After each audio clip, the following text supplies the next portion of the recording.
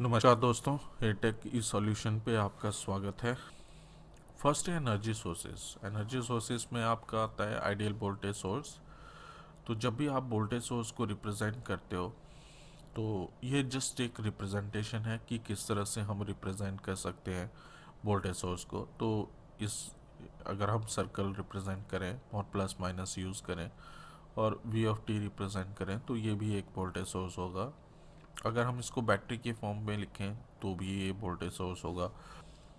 तो same practical के case में भी अगर आपने वोल्टेज सोर्स को सर्किट में डिनोट करना है तो हम एज ए सर्कल इसको यूज़ करके प्लस माइनस सिंबल यूज़ करके यहाँ पे पी ऑफ जो वैल्यू है वो डिफाइन कर सकते हैं। अगर आप बैटरी सोर्स यूज़ कर रहे हो तो भी आप as a practical voltage source इसको डिनोट कर सकते हो, ठीक है।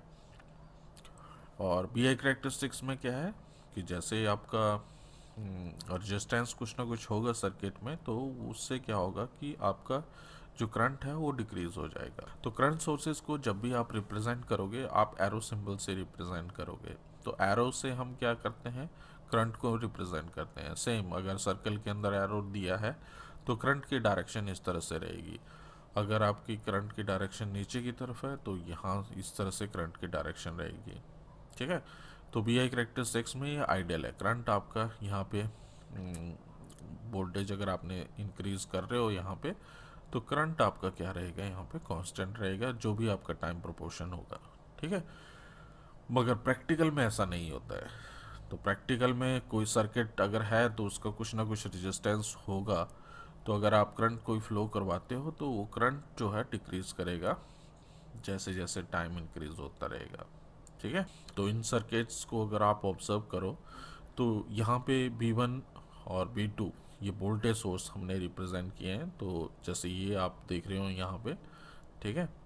तो ये आपका क्या है, V1 वोल्टेज सोर्स है और ये क्या है आपका V2 वोल्टेज सोर्स है। R1 R2 R3 ये रजिस्टेंसेज है। तो R1 ये हो गया आपके पास, R2 ये हो गया, R2 ये है, R3 ये है, ये रेजिस्टेंस सोर्सेज हैं। L1 L2 ये इंडक्टर्स हैं। L1 ये है, L2 आपका ये है, ये इंडक्टर्स हैं। C आपका क्या है यहाँ पे, कैपेसिटर है, ये कैपेसिटर है, ओके। तो फर्स्ट आ जाता है आपका node. Node in a circuit where the terminals of two or more elements are connected together। तो कोई भी पॉइंट है, जैसे मान लो ये पॉइंट है, ये पॉइंट है, ये पॉइंट है, ये पॉइंट है। तो जितने भी पॉइंट्स हैं जहाँ पे दो और दो से ज़्यादा जो वायर्स हैं वो कनेक्ट करती हैं उसको हम क्या बोलते हैं, नोड बोलते हैं। A point in a circuit where the terminals of two or more elements are connected together is called as a node. तो नोड में आप देख सकते हो A B C D G, ये सारे आपके क्या हैं, नोड्स हैं, ओके। नेक्स्ट है branch. A branch is a part of a circuit which extends from one node to the another। A branch may contain one element or several elements in a series। It has two terminals। तो branch क्या है, जैसे एक point से लेके दूसरे point तक जो हम कंसिडर कर रहे हैं इसको एज ए ब्रांच कंसिडर कर रहे हैं, ठीक है। तो ए बी ब्रांच है, बी सी ब्रांच है, सी डी ब्रांच है, डी एफ ब्रांच है, एफ जी ब्रांच है, जैसे ए जी ब्रांच है। तो इस तरह से ये सारी आपकी क्या है, ब्रांचेस हैं, क्लियर। असेंशियल नोड क्या है, असेंशियल नोड्स क्या है, if three or more elements are connected together at a node. तो तीन कौन से हैं, एक दो और तीन। तो बी जो है, ठीक है, तो बी आपका क्या है, असेंशियल नोड है। तो ये बी आपका असेंशियल नोड है। तो if three or more elements are connected together at a node then that node is called as a essential node. तो असेंशियल नोड में कौन सा हो गया, बी।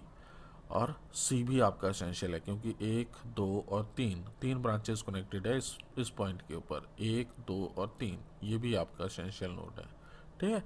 ये भी आपका असेंशियल नोड है, ये भी आपका, ये भी, ये भी, ये भी।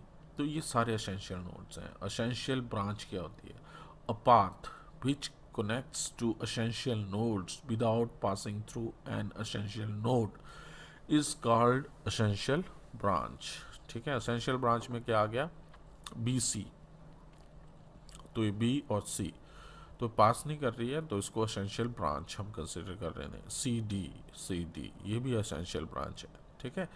तो a path which connects to essential nodes, तो यहाँ नोड्स कौन से हैं? बी नोड आपका एसेंशियल नोड है, सी आपका एसेंशियल नोड है, डी आपका एसेंशियल नोड है।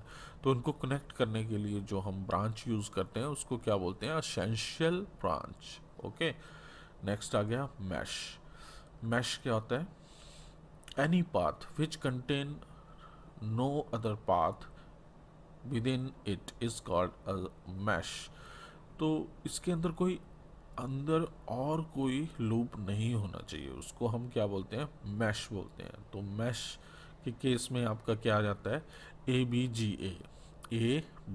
जी, ठीक है, और ए, तो जी आपका कॉमन है और ए, तो ये आपका क्या हो गया? मैश हो गया। इसके अंदर कोई और लूप नहीं आ रहा है, तो इसके लिए इसको क्या बोलते हैं? मैश बोलते हैं। दूसरा क्या है? डी एफ जी डी, ठीक है। तो दूसरा मैश क्या हो गया आपके पास? दूसरा मैश हो गया डी, यहाँ से शुरू कर लो, ठीक है, या सी से कर लो शुरू, या बी से कर लो, ये कोई भी आप ये कंसिडर कर लेते हो। इसके अंदर कोई और लूप नहीं होना चाहिए।